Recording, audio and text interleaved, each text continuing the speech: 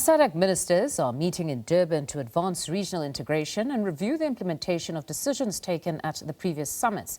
The Council of Ministers is also considering key priorities, including economic development, infrastructure, peace and security, and regional cooperation.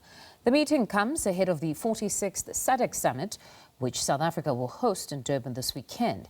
For the latest on the ministerial meeting and key decisions being discussed, we cross live to SABC News international reporter Khayelihle Khumalo in Durban, KwaZulu-Natal. For us, a very good morning yet again, Khayelihle. When we spoke earlier, very little activity at that time. What has taken place or what has been deliberated upon at this hour?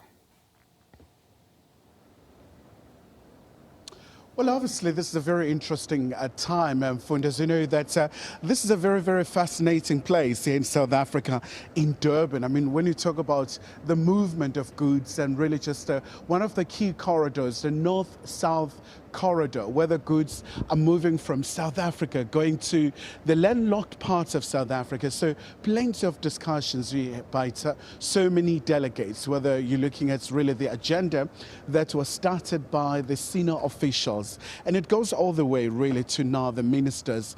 When you talk about the implementing agency really of SADC, you talk about the Council of Ministers. They're responsible for making sure that SADC is able to deal with all these host of issues facing the bloc, but really to get a sense about this day now, just the pace of the discussions and really just the importance. We're joined by the Minister Lamola, spokesperson here with us, Mr. Phiri. So once again, Mr. Phiri, I mean, we've seen Minister Lamola officially taking over as a chair of the Council of Ministers. Just the importance, the symbolism for South Africa now really at the heart of these key agenda for this bloc. Yeah, so we are now officially the substantive chair of SADC. We were the interim chairs because of the situation in Madagascar.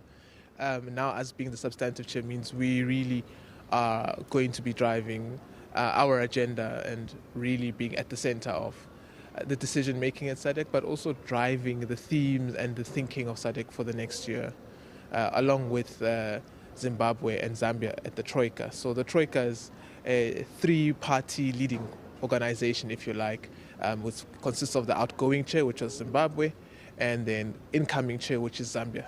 So after our chairship, then we hand over to Zambia, whom, by the way, I think are going under election or undergoing elections today, and we do wish them well once again. And obviously, Mr. Phiri, now let's look at one of the key areas around migration. We've heard from the Executive Secretary, Mr. Elias Makhosi, making a clarion call to member states to ratify the protocol on the free movement of people to make sure that at least 11 countries do really adhere to that ratification. I would imagine that's a very, very important call, especially given really the debates and the discourse around migration here in South Africa. And not just migration, Kaya, but also unemployment.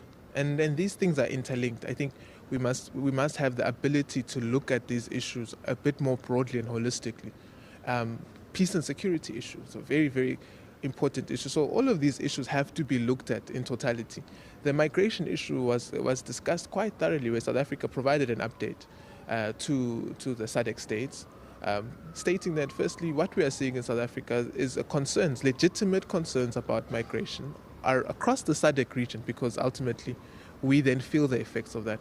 But more importantly, these issues also emanate from structural economic issues, also within the SADC region. So how do we ensure that as the SADC region, we address the question of unemployment, we address the question of economic growth, all of these issues, so that we see a more prosperous region and we have more regular migration. So when we do have migration, it's for the migration of people moving to pursue opportunities legitimately, not leaving their countries out of desperation, or not leaving their countries because of climate conditions, but leaving because there's a genuine economic opportunity to pursue, and vice versa. How do we ensure that when we see movement on the continent, it's movement of goods, it's industry, it's interlinked. So the rice industry linked to our industry in South Africa, the sugar industry in Angola linked to our industry here in KZN.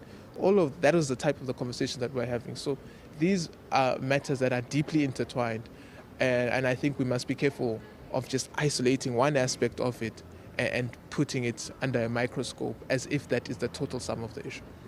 And certainly, I mean, your choice to have this gathering here in Durban, I mean, we talk about the transport corridors, north-south, connecting the landlocked countries from the coastal parts of this bloc. I would imagine there's quite a lot of significance attached to this in terms of really doing away with the barriers and making sure that all the impediments are cleared to really grow that intra-trade that is desperately needed. No, absolutely. One of the critical issues that we want to solve for under our chairship is the fact that SADC countries amongst themselves don't trade at a significant level. It's around 23%. We really want to see that doubling at the very least, moving even to 50%. And how do we do that? We have to ensure that the transport corridors work.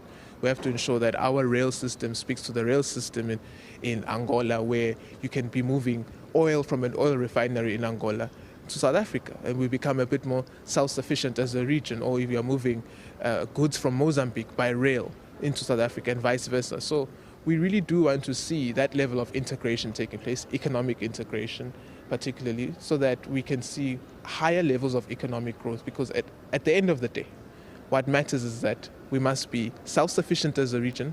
Our people must be able to eat the crops that we grow ourselves. We must be able to benefit from the minerals that we have ourselves. And we're a very rich region. 90% of our platinum is the world's platinum is in this region. And regrettably, it goes out without us being able to beneficiate that. So those are the real issues that this chairship will be driving SADC towards. And just before I let you go, sir, obviously still a very rich program. Looking forward to the lecture by President Ramaphosa, but also the Troika, the MCO, and then just the actual summit come Monday. Well, the MCO was yesterday, the Ministers' Council meeting.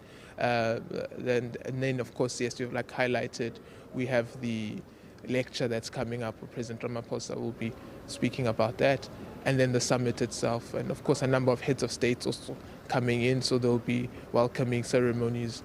And we're really privileged to be in KZN for this. I mean, it's a deeply historical city in this hall named after Chief Albert Luthuli, who has a very, very deep history in Southern Africa.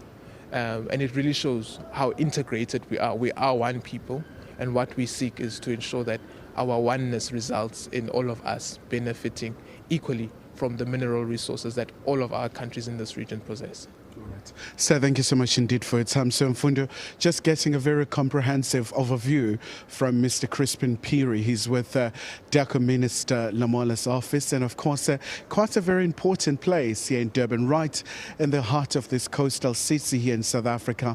And it has hosted so many historic summits. You go back to the reconfiguration of the AU, from OAU into AU. You go back to the UN conference, anti-racism conference, and all sorts of discriminations, and so many other historic religious summits that have been held here in Durban. So there's so much really to look forward to in as far as making sure that they're able to reshape the agenda of SADC, especially in this context of geopolitical tension and also the climate change induced challenges, economic volatility in so many aspects. So by all accounts, a very, very critical moment.